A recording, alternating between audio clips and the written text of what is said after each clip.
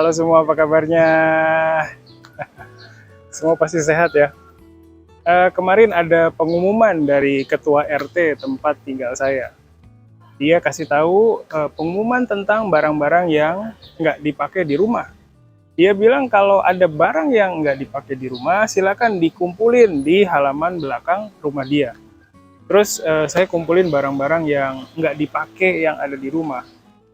Ada koper yang rusak, ya, terus ada sepatu-sepatu Najmah yang udah rusak, ada wadah plastik, ya, ada kardus dan lain-lain.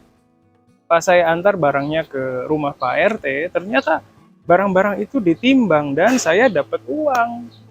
Nggak banyak sih, tapi lumayan. Kemarin ada tamu lagi datang ke kampus saya. Kali ini tamunya adalah para mas dan mbak polisi yang sedang belajar bahasa Jepang. Polisi di Indonesia punya kesempatan belajar bahasa asing loh. Mereka belajar di sekolah bahasa khusus polisi, namanya Sekolah Bahasa Polri atau biasa disingkat jadi Sebasa. Sebasa juga salah satu sekolah yang kerjasama dengan kampus saya. Hari itu mas dan mbak polisinya lihat-lihat kegiatan kejepangan, misalnya lihat latihan kendo, terus belajar shodo, dan ikutan diskusi dengan mahasiswa pakai bahasa Jepang. Mas dan mbak polisi ini berasal dari macam-macam daerah di Indonesia loh. Terus kemarin ada Ryota-san main ke kampus tempat saya kerja. Ryota-san adalah salah satu murid di Japanesia. Dia selalu ikut kelas saya dan selalu ikut koryukai juga.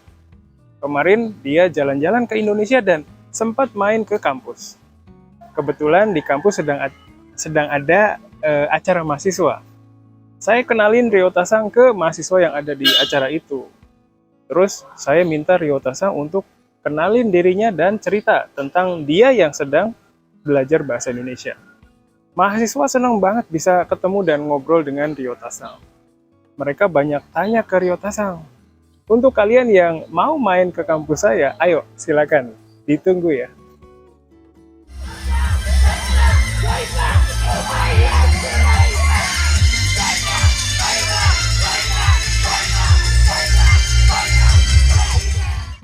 Oke. Oke. Hai. Sebentar.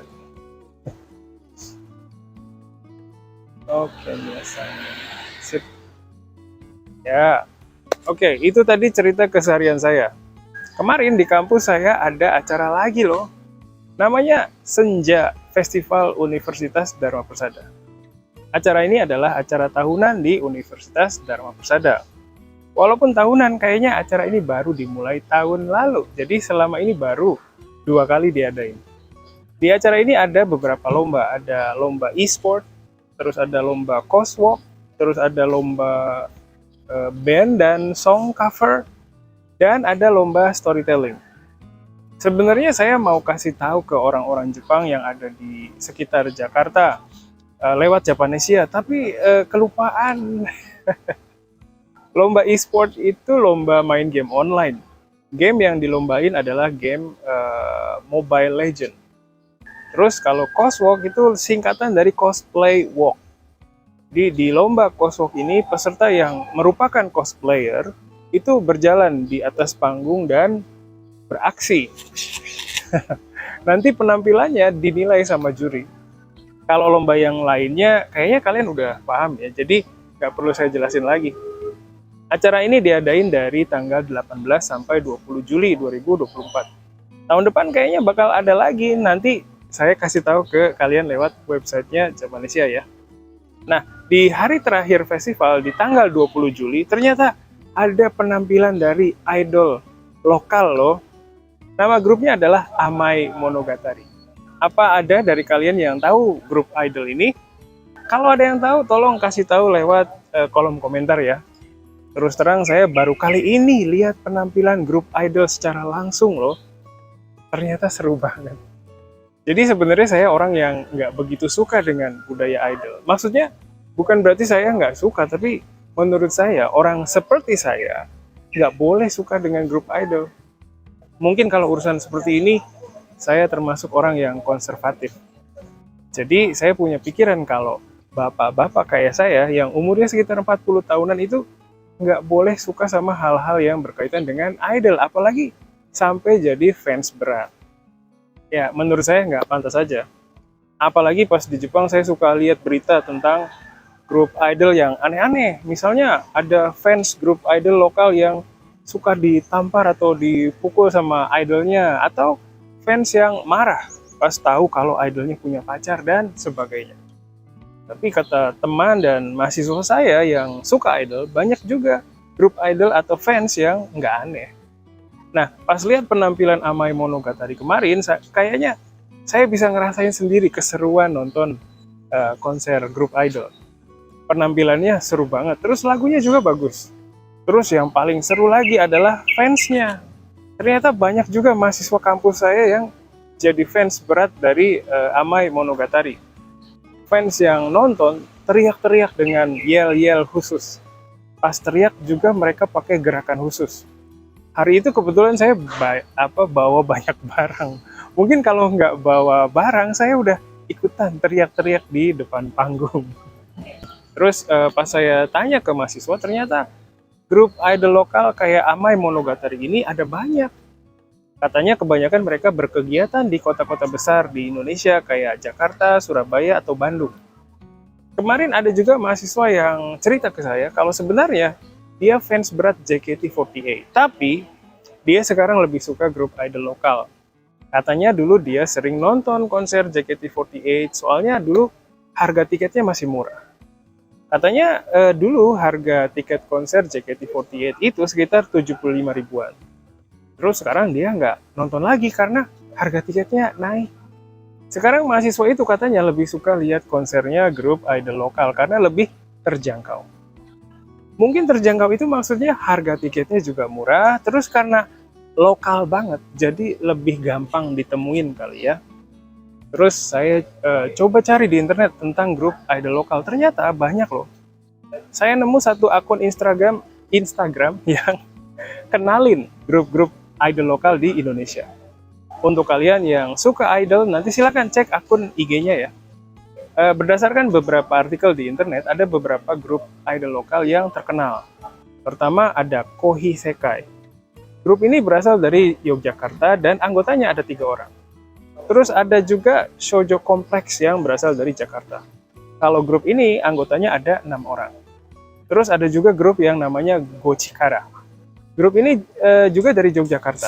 Dan masih ada lagi yang lain. Untuk yang suka dengan idol, cek juga ya grup idol lokal Indonesia.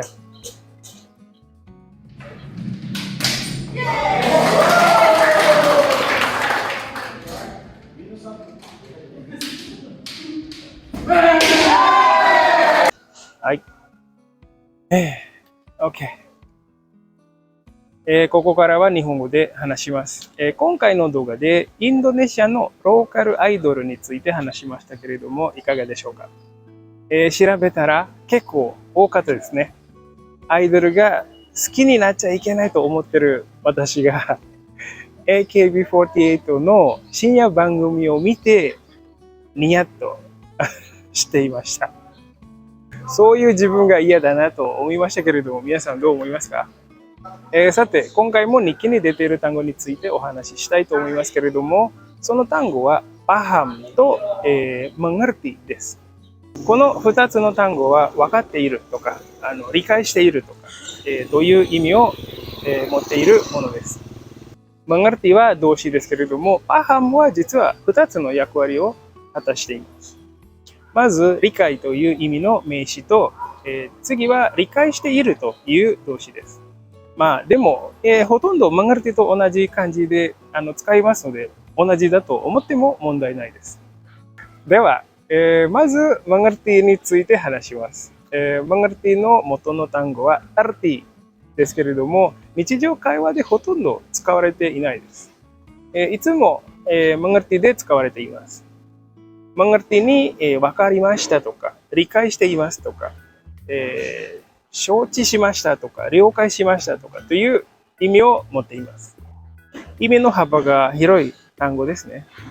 日常会話ではよく無のところを崩して、ngerti という形でよく使われています。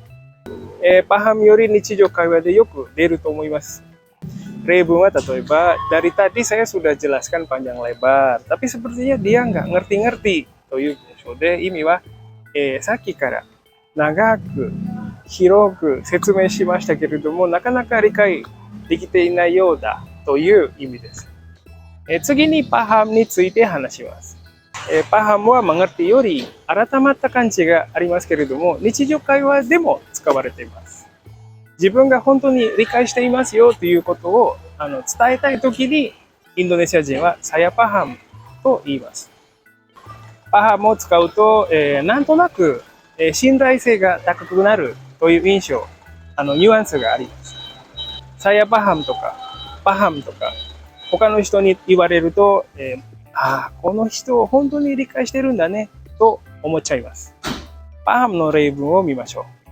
例えば、saya paham keadaan dia karena saya pernah punya pengalaman yang sama という文章で、意味は同じ経験がありますから、彼の状況をよくわかっていますという意味です。Kalau minasan nggak paham dengan penjelasan saya, mohon tulis di kolom komentar ya. この動画を見てくださった皆さん、ぜひ自分の経験をもとに、例文を作ってみて、コメントとして書いてみてください。ハリニャジャパネシアは皆さんとの、コミュニケーションを図るために作っていますので、ぜひ、ジャパネシアに毎週このハリニャジャパネシアを書いていますので、わからないところがあったら、下にコメント書いていろいろ質問してください。皆さんのアウトプット、そして私からのインプットとフィードバック。このやりとりがとても大事です。Itu dulu sementara ini, sampai ketemu lagi di konten berikutnya ya. Bye-bye.